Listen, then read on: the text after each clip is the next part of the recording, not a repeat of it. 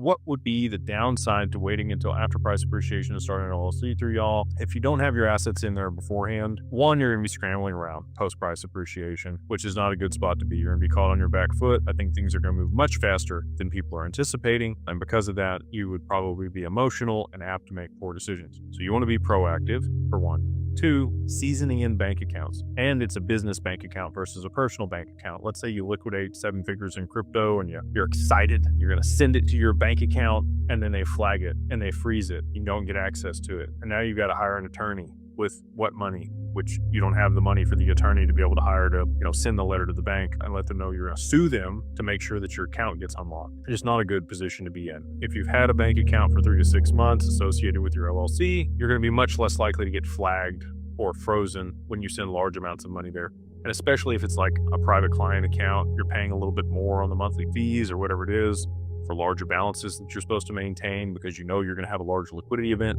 and you speak to your banker there at whatever bank to make sure that they're aware of this large transaction that you're going to be moving in. If they're expecting it and the bank account seasoned in, even if you haven't moved a ton of transactions through it or a lot of money, you're going to be much better off on the other side of price appreciation. The other piece is once the assets are in there, let's say they do appreciate beyond $30 million.